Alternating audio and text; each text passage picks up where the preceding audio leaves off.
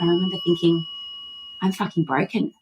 I'm so tired and so scared. I can't process stuff like a normal person anymore. And that really started a huge transformation for me. I think that we may see a shift in the next 5 years away from the current ways that we see social media platforms and the power they hold. I am able to leverage off my experience that I gained building that brand to now help and support other women to build theirs. Welcome to Add to Cart, Australia's leading e-commerce podcast that express delivers all you need to know in the fast-moving world of online retail. Every week, Nathan Bush catches up with Australian e-commerce leaders to get all the insights, tips and lessons to keep you at the top of the e-commerce game. And of course, keep your customers adding to cart. Here's your host, Bushy.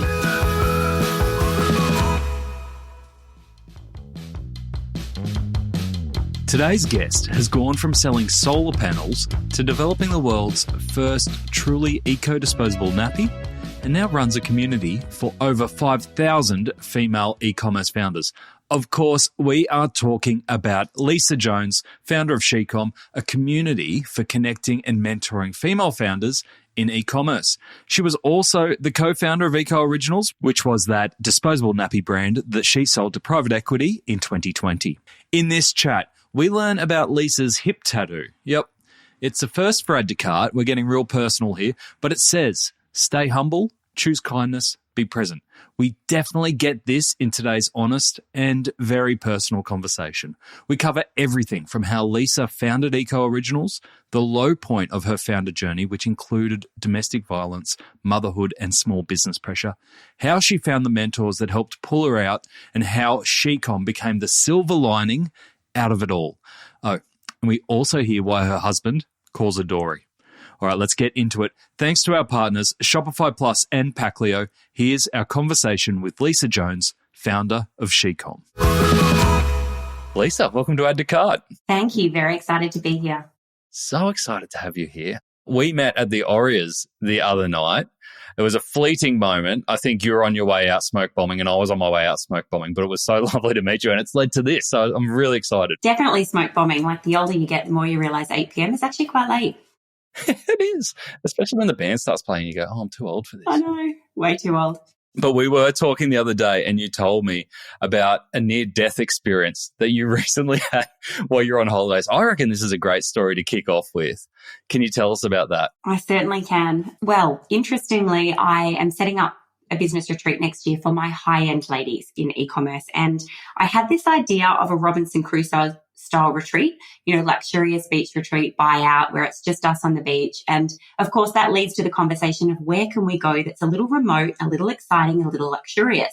And I settled on an area in Indonesia called Flores, Labuan Bajo, which is in the Komodo Islands. It's very exotic, very amazing.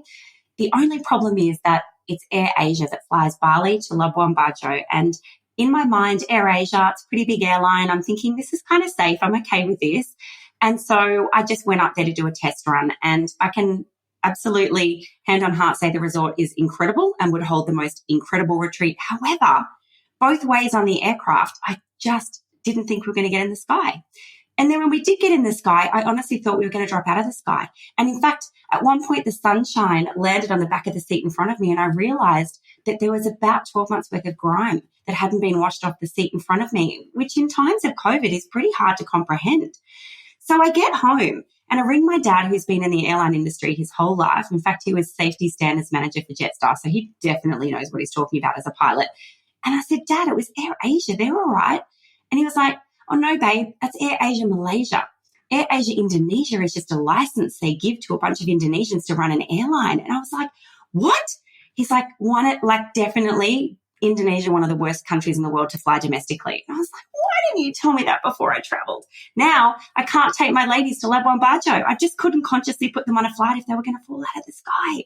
Yeah, but it could have made for like a great White Lotus season 3 or something. Oh my God, how embarrassing and how awful. And I tell you, gripping your husband's arm while you're like worried that your plane might actually get off the tarmac, it's not very pleasant. Oh, wow. Well, what a great holiday that was. It was a fantastic holiday and a reminder that we have to have holidays because I remembered what it was like to be a human when I'm not a machine. Yeah, you are one of the busiest people that I know with everything that you've got going on.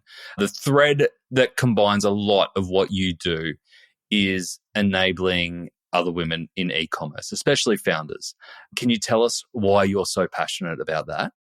Look, I've been a founder myself like 8 times, and I am pretty passionate about starting and growing businesses. And of course, 8 haven't all worked, but I've had 3 pretty impressive ones. And I know in my journey that having a mentor who understood what it was like, not just to build an e-commerce brand, but to also balance being a mom and a female in an industry, I guess I was looking for that mentor, and they're really hard to find. And I didn't have one when I was building my nappy brand. And I think I feel very honoured that I'm able to create a community for these women to come together and to get the kind of support that allows them to strategically grow their brands, but also be vulnerable and remember that what it's like to face fear and to feel anxiety and to feel mummy guilt and all the things that come with building an e-commerce brand as a female. So that's why I do what I do. I show up every day because I freaking love my clients. So good. All right. So for people who might not know you and know your journey, can we dive into that nappy brand? Give us the context on that. What was it? How did you scale it? What inspired the idea? Amazing. Well, let me rephrase that. Like most female e-compreneurs, we've started a brand because we have a problem to solve of our own. And then we think, well, that somebody should have that product. Why does nobody have that product? And then we go out and we research it, and then we realize we could launch it into the world. And a lot of really cool products have been born on the same path. And certainly mine's no different. Baby arrived in the world. On the way to arriving, we were looking around for nappies, and I couldn't believe how many eco brands weren't really actually eco. And then they were like 2 to 3 times the price because they were out of Europe. And then all the ones that were the more affordable disposable nappies were pretty crap for the environment. And well, I decided to change that. So I guess I naively set out thinking that within 6 months we could have a product to market. And it took me 2.5 years. It was a pretty big job. But the journey that I went on with that brand, it resulted in me eventually selling it to a really cool guy who's now, massively increased the revenues further. I raised capital. I had a big team working remotely. We were Australia's highest rated nappy brand by parents on the product consumers website, product reviews. We won a bunch of awards, Telstra Business Awards. We were featured in media. It was a wild ride, I'll be honest. And that was Ecooriginals. It was Ecooriginals, yeah. Yeah. Fantastic. And when you said you originally thought 6 months to get to market, ended up taking 2.5 years. Did you have an e-com background before this? No, we didn't really. We were running another brand doing a couple of mil a year. It was in the solar business. So we had a solar heart dealership. So we understood a fair bit about business. But at that time, we were selling solar hot water systems and solar power systems for between $3,000 and $15,000 a client. And so the idea of switching across and selling a nappy packet for, $10 a packet, my brain just really struggled to find a way to make money out of this. And then we started researching it, and I actually started getting a bit shitty about how crappy nappies are, literally, pun intended. And then I realized by starting to speak to other people that other people thought the same. And look, like all businesses, I recommend proof of concept. So when we were close to prototype, we actually went to 5 baby expos around Australia. And I guess we put our money where our mouth is. We built a database of 32,000 parents. We sold $100,000 worth of product before we'd actually pressed go on our first container of nappies. Some of those parents had to wait a little longer than we originally indicated, but we got there and we bought out our first container of nappies, and we ended up, when we sold the brand, we were doing a 40-foot container every week. Amazing. Yeah. And you had kids at that stage? Yeah, I had 3. So one of my own, and my husband at the time had 2 children that were 2 and 4 when I met him. So I had 3 kids under 10. And I had 2 companies because we were still running our previous company, our solar heart dealership, at the same time as we were building Ecooriginals, because one funded the other. And yeah, that was a pretty bad period in my life in hindsight. I broke my adrenals pretty dismally during that period. Yeah, okay. And do you remember, was there ever a time that you wanted to give up and throw it all in? Yeah, there was many. But in particular, I had this moment. And, sometimes life is a series of really epiphanal moments, if you like. I think I just made that word up, but we'll go with it. And I had this moment. I remember the weather outside, the room in the house that it happened in, and the dog barked. We had this dog at the time that was a bit of a crazy staffy, and it barked really loudly at something outside, and I burst into tears. And I remember thinking, I'm fucking broken. I'm so tired and so scared, and so I can't process stuff like a normal person anymore. And that really started a huge transformation for me. But it did take a very long time to recover from that. So I'm a very big advocate of women being really aware of their adrenal cycle and just how much we can secrete adrenaline before we eventually break it. You know, we're only meant to secrete it when we're running from a lion. And all of a sudden we secrete it all day because we're like, oh, stock out, oh, customer problem. You know, it's like the body doesn't know what to do.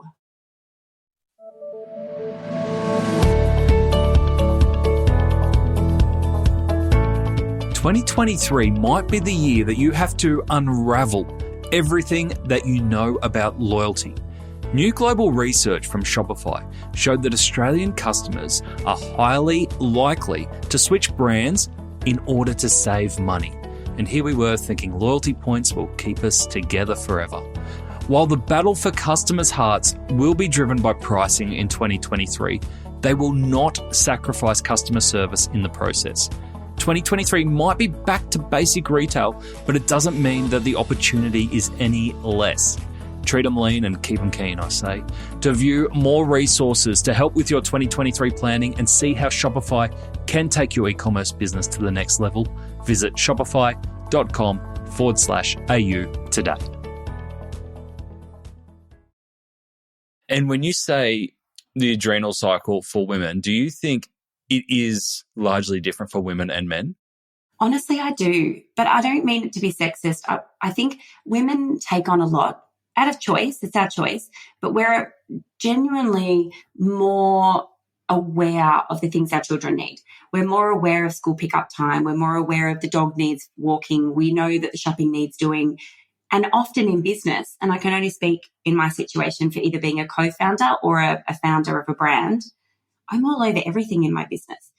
And so that's a lot of things to remember, what to do every day. And I don't know if I think men are amazing at being more strategic, but maybe don't get as involved in the tiny detail as women do. So I think we take on more, perhaps, on our shoulders than men do.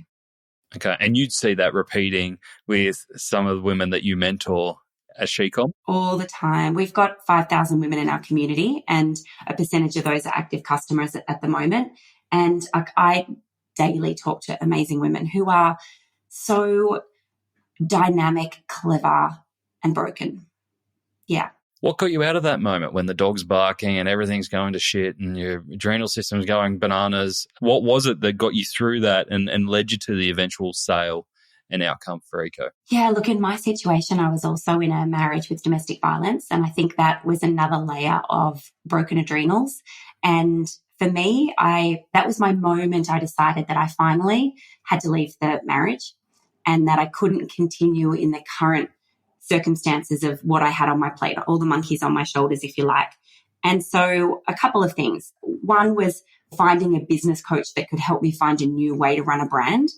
And in addition, it was also about putting my hand up and seeking emotional support. I think for many women, we try and run the race of I can do everything. And I think sometimes we can't, and it takes professional support to get us through that. So in my case, it was a psychologist to help me deal with just how many monkeys I'd put on my shoulders willingly and find a way to recognize those patterns so that I never did it again.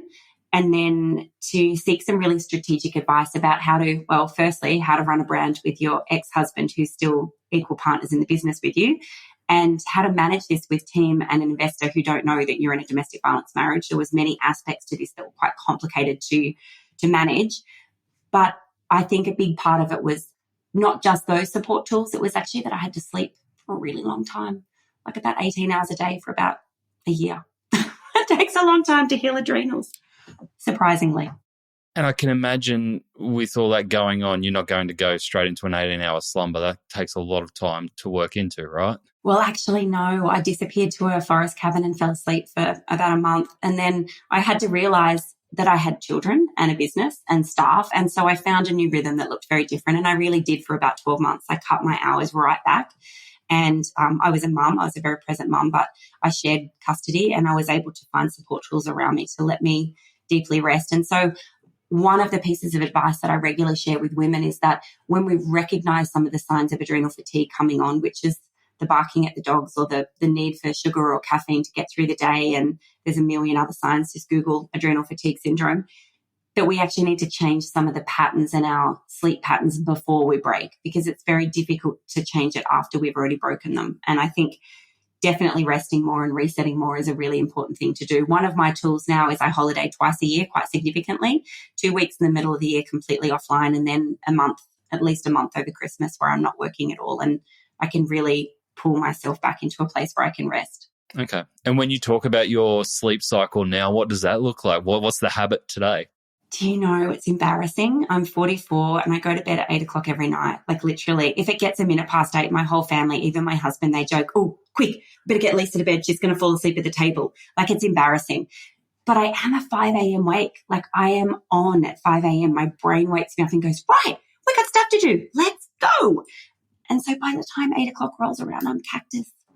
And you know what the interesting thing in that is? It's recognizing that that's okay, because I don't need anybody else's approval to live life the way that I live it. I show up, I'm kind, I give back in as many ways as I possibly can, and I'm proud of who I am. And I'm also really okay with having a bloody good sleep every night. Yeah. So obviously getting out of that relationship, changing sleep habits, being prepared to say no to other people, live the way that you want to live. Was there anything else that came out of that period that you still hold to today in terms of your core life principles? Yeah, lots. One of them is being not negotiable about being able to show up to my kids' school events and to be able to work anywhere on a laptop. So I'm very religious never to take anything that deviates away from some of my personal criteria, which those are two of. But I think a big part of it is the team that I was able to build. And I was having a virtual team long before COVID arrived. In fact, when COVID arrived and everyone said, ooh, staff can work from home, I was like, catch up. I'm already long ahead of you guys on how cool this is. And I have a lot of mums. I've got 22 in my team at the moment, and they're all women who have almost all got kids. We've got one or two exceptions to that. They're hardworking, multitasking, incredibly dynamic females who all love to work from home. And every month or two, we get together as a team. In 2 days, we're flying into Sydney. There's about 8 of us that are going to hang out and run an event. And every few months, we meet up somewhere, or we book a nice hotel for a weekend, or we get together so we get that face-to-face interaction and that cup-filling connection. And then the rest of the time, they manage themselves and we all get our work done, but we do it all from our own home offices. And to me, I think that's real power in life, being able to live life the way that it works for you. Yeah, yeah. When you talked about the business coach side, that you said you went out and got help, both personally through a psychologist and then also from a business perspective through a great brand coach. What was it that business coach helped you with that set you up for the eventual sale? Well, interestingly, I struggled. We're talking 8 years ago now. It was quite difficult to find really good business coaches that specifically were trained in or had experience in e-commerce back then. There's more now, which is amazing, and plenty of really cool ones for guys and for girls.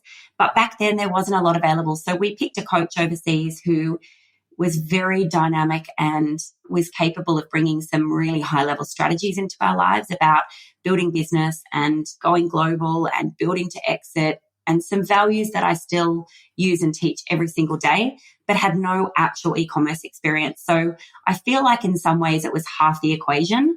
And I'm a really big fan now of people seeking advice from only those who've walked the same journey as them, because it's difficult for somebody who's scaled a service brand, for example, to teach you in e-commerce what decisions you should make when you face a crossroads. And I don't think their advice would always be accurate. So I personally, since then, have gone out on the journey of always finding e-commerce giants to walk in the footsteps of. And of course, now with SheCom, this is also a service business. So I have to walk in two different sets of journeys here, because I kind of am bridging both business models here, which makes it interesting. Yeah. I'm really interested to hear about the moment you sold Ecooriginals. We had Simon Beard on a couple of weeks ago, and one of the quotes that he left us with that really stuck with me was when he talked about be prepared to sell your business when you love it the most. Don't wait until you fall out of it to sell it, because it'll be too late. Was that the case for you? Look, I wish it was. And I wish I had some really fantastic anecdote to give you, but I spewed vile in my throat for a few years about how much I had to leave my nappy brand and never wanted to. So it was a bittersweet moment. I was divorcing my business partner and we had an investor involved, and essentially we had to sell when I didn't actually want to leave the brand. So I think for me, there was no choice. And I think the interesting thing about life, and this is something I focus on with a lot of women that I work with all the time, is finding silver linings. And for me, it took a while. It felt awful. And honestly, I felt like a failure. This business that I completely believed in with everything in my soul, I just suddenly was out the other side of it. And I was like, hang on, what just happened? What do I do now? I didn't have no escape hatch.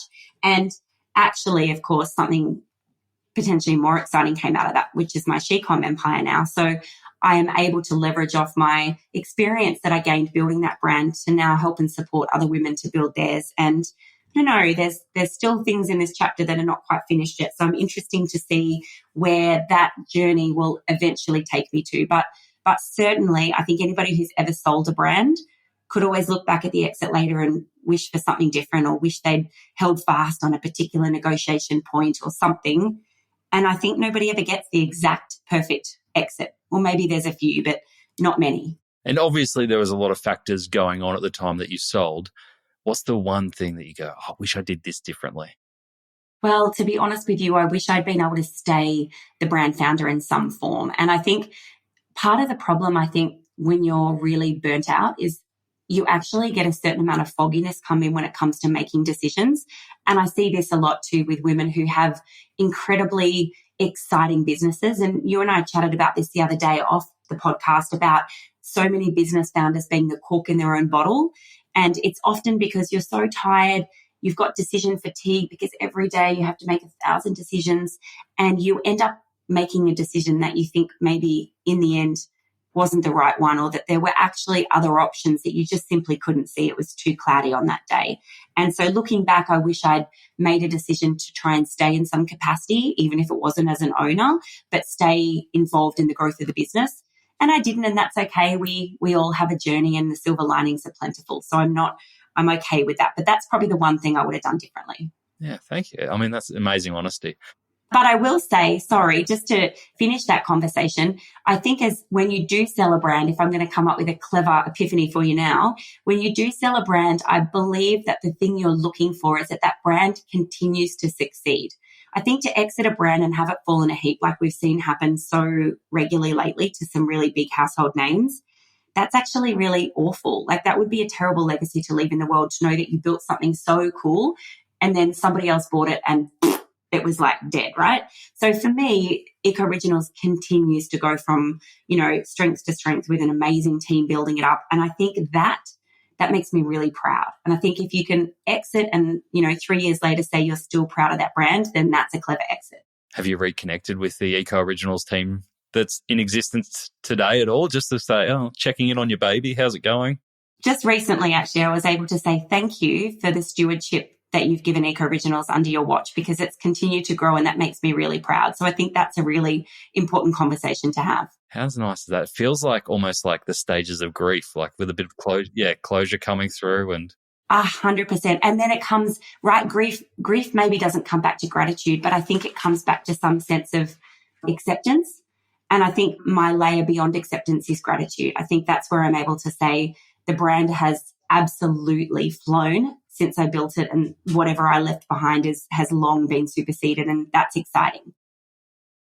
I'd love to talk about the silver lining that is she-com, obviously an amazing community for female founders. Can you tell us, how does she-com exist? Like, what is it made up of? What do you guys do? How do people get involved?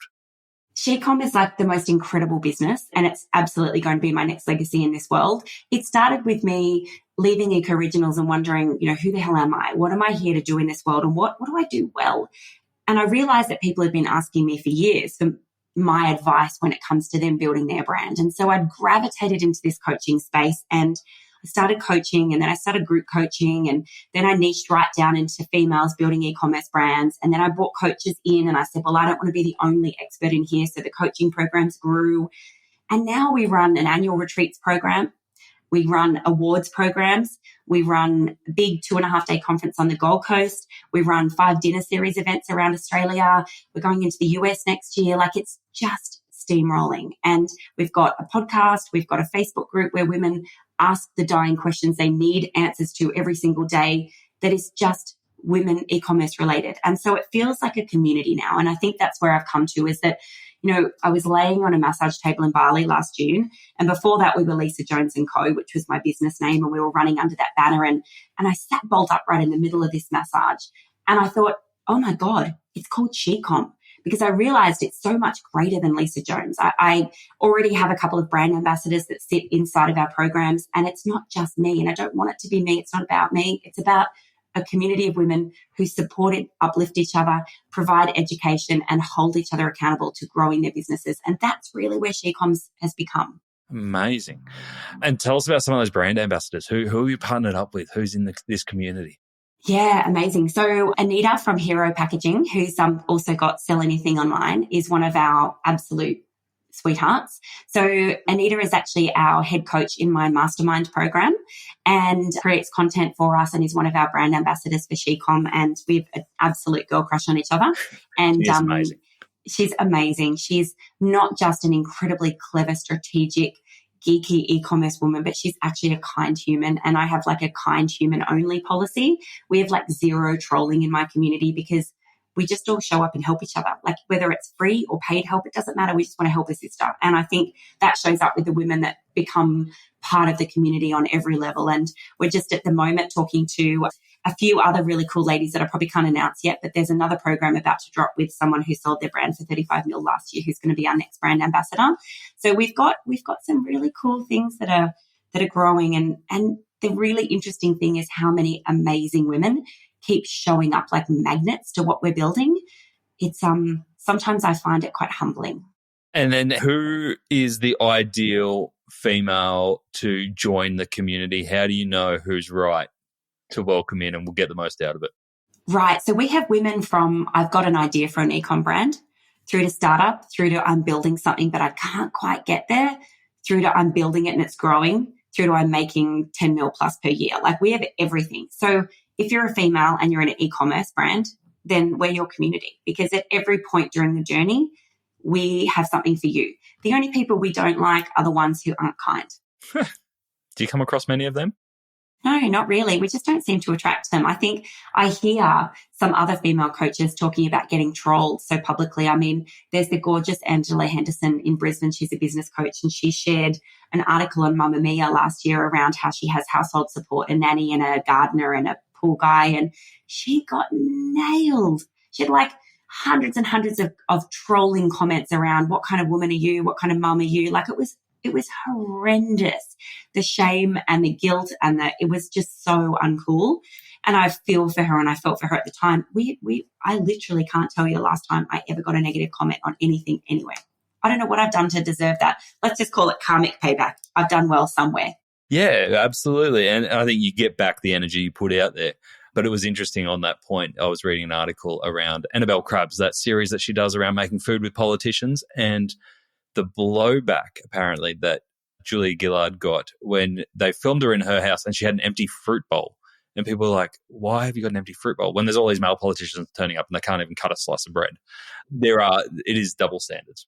It is double standards. It's awful. And I don't know, for whatever reason, I do agree with you. I think that if you have a good moral outlook in life and I treat everybody with kindness and we try and help and share and support and uplift, somehow we've just keep manifesting the same thing. I'm not saying I don't have people in there that maybe aren't exactly that, but they certainly don't pipe up.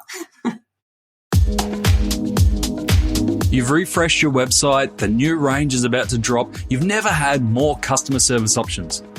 Hey, but take a look over there at that boring pile of packaging boxes. Ugh, ugly. Time to give that some love. Luckily, Packlio is here to bring some joy to your customers' delivery and unboxing experience. It's been ignored for way too long. With vibrant colours, cool designs and eco-friendly credentials, there are no more excuses for boring boxes.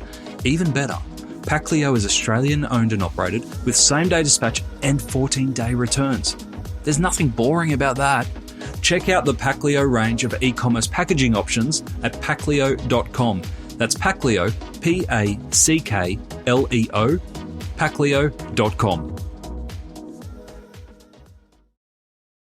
Now, chance for a plug. Are there any businesses or women in your community that might be going under the radar that you're just like, oh, they are just phenomenal and deserve more airtime than they're getting?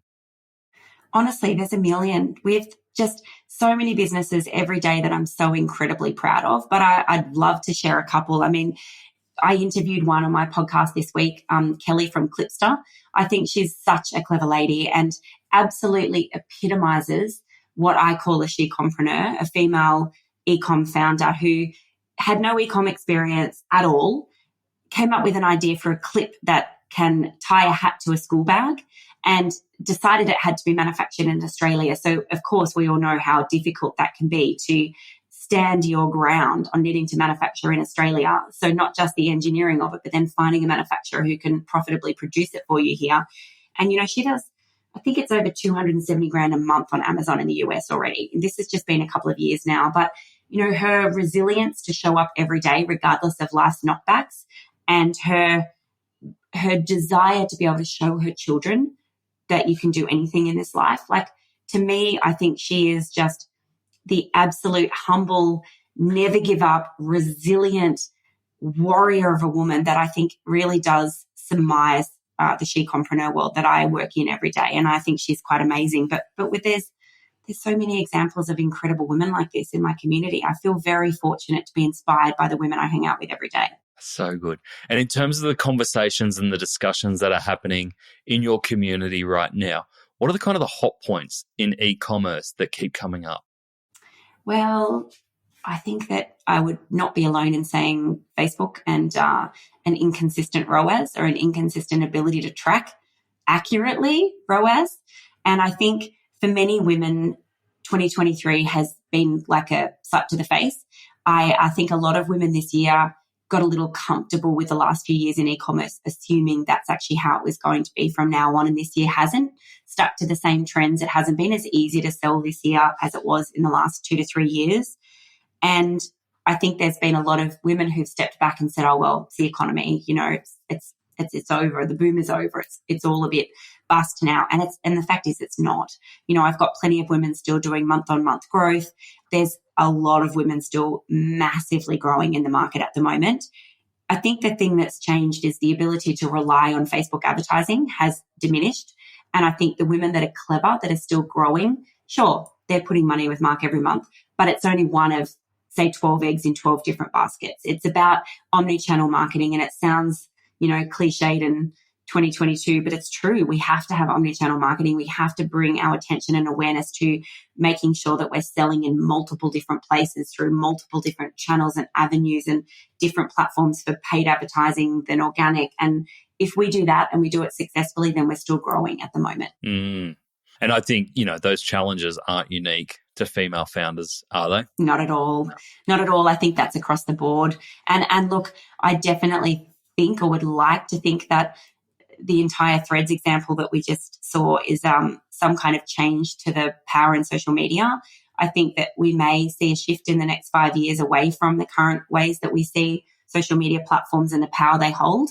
I'm hoping we get some more entries to the market and maybe things shake it up a bit, because let's be honest, the amount of money that not just women, all brand owners spend with Facebook every month is actually really horrifying. And I think, an e-commerce brand, it's not always very profitable anyway. By the time we account for the rising cost of producing, manufacturing, and then shipping, and you put in the fact that, the cost to acquire a customer was $5 and can be $30 or more now. Like, it's a very unsustainable model. So I like to ask my clients to spend less on Facebook, to actually reduce their spend, and to look at other ways to try and navigate sales growth so that it becomes a more profitable venture as well. And therefore, hopefully more sustainable moving forward, less reliance on it having to perform. Do you find that there's any skills or characteristics of female founders that male founders typically don't have, that you encourage your community members to lean into harder because it's like a special sauce that is there waiting to be used? Yeah, 100%. I honestly think that a 50-50 mix of the ability to multitask like a crazy person, because I think women are incredibly adept at doing 3 things at once, which means that they're able to navigate a lot more projects every day than a male counterpart might be able to, combined with a sense of resilience. You know, people often say to me, like, Lisa, you've interviewed a lot of people, you've met a lot of really successful brand founders. Like, what's the secret ingredient? And I honestly believe it's the ability to hustle and to never give up. And it's the ability to hustle every day. And when you get a punch to the face or you get knocked down, you wake up the next day and you completely forget about that. My husband calls me Dory sometimes. You just get up and you're like, right, what are we doing today? Let's get on with it. It's like a sense of resilience and a never, ever give up attitude. And I think the combination of those 2 things makes us quite a unique entrepreneur. Now, speaking of uniqueness, you've got something very unique coming up in September. Tell us more about that. Yeah, we have our annual conference on the Gold Coast. It's I love how you call it a conference, and then you look at the webpage and you go, oh, this isn't a conference. No, it's really not. And it's interesting because I'm in the final stages. We're only a couple of weeks out now of our attention to detail preparation. And I can honestly, hand on heart, tell everyone there is not an event like this in Australia. Never. Like, not a single event to the detail that we go to of uplifting and supporting women to deeply fill their cup with laughter and fun and indulgence and self-love and connection to each other, plus the best strategies they're going to get this year in Australia when it comes to e-commerce. So we have nearly 30 speakers coming to the stage over 2.5 days. And I'm talking about the Julie Mathers and the incredible success stories of women who've sold e-commerce brands and those that continue to scale them, right down to the ones that are still in the earlier stages of success, because we don't just want to hold the really successful ones up to the light. We want to show people that it's possible to be successful, whatever the level is that you hope to achieve. We have the most amazing women coming to the stage, and we don't fill our stage with sponsors or, agencies that are going to tell you why you should use them. We actually bring to the stage women who are actually building brands, and they will tell you, because we have closed doors, women only in the room, vulnerably and really exactly how they've overcome objections, barriers, and what is actually working right now to build their brands. And that, you cannot put a value on that kind of knowledge. Amazing. So this is the plug part, right? So when is it? So it's 5 to 7 September at the QT Hotel on the Gold Coast, and tickets are still available. There's limited seats left. And if you're even thinking about it as a female founder, you just need to go and buy your ticket right now. We have afterpay, payment plans. You will not get the knowledge and the connections to each other. There are women who met at my event last year who still daily check in with each other for strategies and accountability. Like, you could just meet your next collaboration partner that's going to help you blow up your brand. You just don't know how this event's going to repay you. I'm not saying this is a tactic, but it could even be worth it just to say, I'm going to the Gold Coast. See you all later. I'm going to the Gold Coast for a couple of nights to hang out with some cool people. I might learn some stuff while I'm there, but it's on the business and I'm out of here. Oh my God, it's tax-free and it's away from husband and children. Yeah. It's like, are you even still listening to this podcast? You should have your credit card out right now. How good. So as you're looking out towards guests, so whether it be for your podcast, whether it be for the conference, whether it be for other mentors that you might be able to bring into your community, who do you look up to? Who do you get inspired by that's not already in your circle? Look, for me, I am inspired by a bunch of women that are, I guess, epitomized to me, very strategically clever women that execute with no fuss and no hoo-ha, or I guess who don't need to have a show of ego around them. This is just what I take inspiration from. I recently had a tattoo on my hip that says, stay humble, choose kindness, and be present, because they're 3 of my mantras in life. And I think I probably aspire to hang out with more people who epitomize those strengths. So the perfect example of this is someone who I had on my stage last year at SheCom Live, which is our conference, which is Christy Chong from Modibody. Built a brand, no fuss, did not make it about her, but was uber successful and had a $140 million exit. Like, I had her on my stage, and I'm going to be frank, she is an incredibly clever woman, so clever that my pre-prepared interview questions were over in half the time I'd allowed for them. And I had to ad-lib for the remaining half of the time slot we had to interview her, because she is just bang, bang, bang, bang, bang. No fuss, get in, get it done. And I think that's the kind of person that I look up to and wish to emulate. I'm absolutely in business to have a big exit one day, unashamed about wanting to semi-retire very young and travel the world. But will I always be involved in some capacity in consulting or e-commerce boards or coaching? Yeah, absolutely. I just, I'm building to sell, and I need to have really amazing women above me to keep me inspired, because otherwise getting out of bed every day could be a bit of a chore. Not if you're Dory. Well, that's right. I have to leave myself to-do lists every night so I remember just how many chores I've got to do the next morning. No, here's a little bit of a fun fact. I have the kind of brain that puts me to sleep at 8 o'clock at night, gives me a rock solid, don't even roll over kind of sleep. But from around about 5 a.m. has clearly been processing during the night, because the very first thing that happens is I become aware in the darkness that my brain is giving me my new to-do list for the day. And it drops them in 1, 2, 3, 4, 5, 6, usually around about things that I forgot to do the day before that need my attention today. So the first thing I do is I hop up, make a cup of tea, write down the extra things on the to-do list that I missed yesterday. So I don't know if that's freak or what it is, but that's how my brain works. Yeah, that's not normal. No, I don't think it is. So hopefully someday somebody is going to say, I aspire to be like Lisa Jones and her massive exit from her brand. I'm sure people are already saying that. So what else is going on there? If we've got that exit at the goal and, we're building She-Com at the moment towards, bigger and better things, surely you've got 1,000 other ideas floating around in your head that you'd love to execute. Any you want to give away? Yeah, I do have a lot of things in my head all the time. I suppose there'll be a lot of people nodding their heads at this point in the podcast, because there's a serial number of e-commerce founders or business people in general who are just dynamic thinkers, and that's me. And so my brain doesn't switch off. It probably drives my family. No, it definitely drives my family insane, which is why my husband calls me Dory sometimes, because I will literally say, oh my God, I'm so tired. And 5 minutes later, I'm like, oh, I've got a business idea. He's like, dude, you just said how tired you are. Like, what?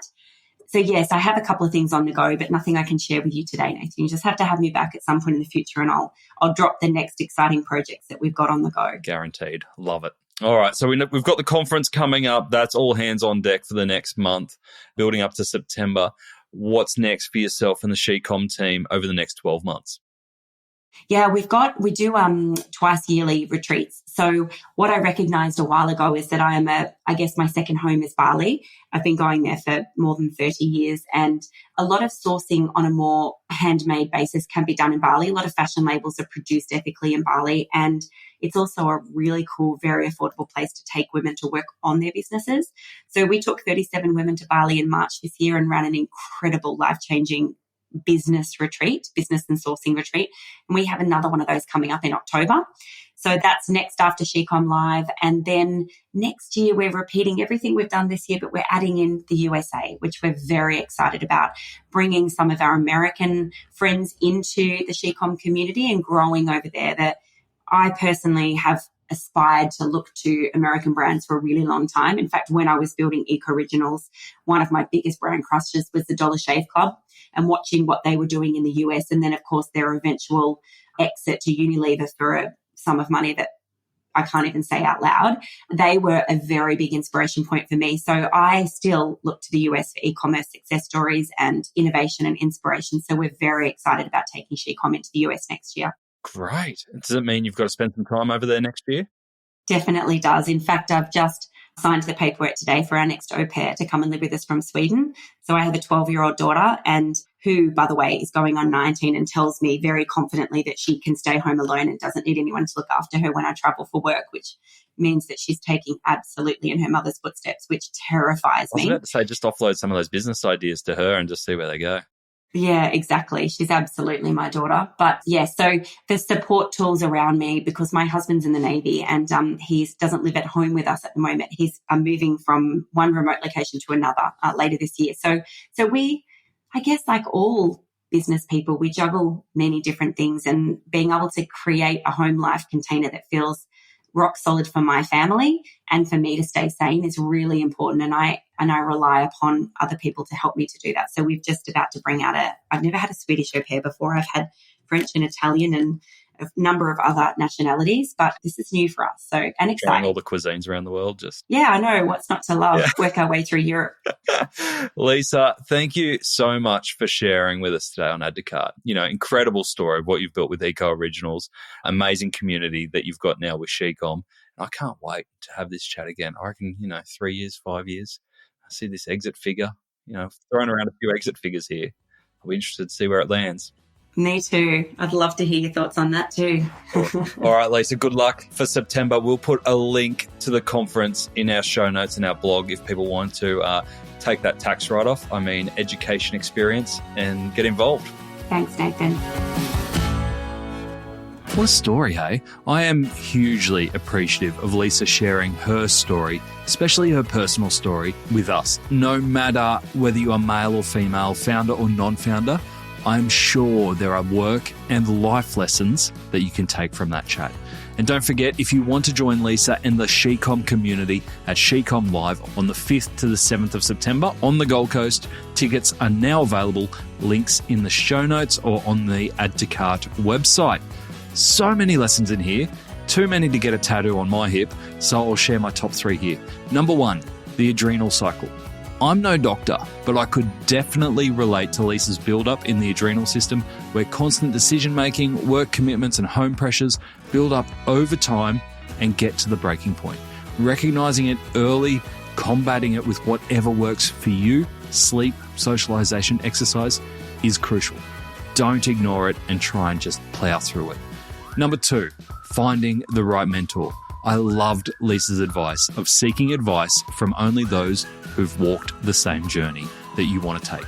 Of course, it won't be the same journey that they have, but it will start from the same spot and a position of empathy. I really like this. It doesn't mean they're the only mentors that you will have, but at least having someone in your corner who's done it before is a great starting point. Number 3, proud exits. Lisa openly says that she was really negative when she let Ecooriginals go to private equity. It just wasn't on her terms. However, her advice of making sure that the brand will succeed when you do sell was great. If you're no longer going to be with your brand, make sure it's in the hands of others who actually care. To get the highlights of today's episode, head on over to addtocart.com.au and sign up for our free newsletter. Each Tuesday, we will send Monday's episode summary, links, and discount codes for you to go next level on. And if you're looking to explore your next e-commerce opportunity, come and visit us at eSuite. We're a dedicated e-commerce talent agency connecting the best e-commerce talent with the fastest growing brands in Australia. Head on over to eSuitetalent.com.au where you can download the free e-commerce salary guide and sign up to our weekly e-commerce job emails. Thanks for listening, and until next time, keep those customers adding to cart.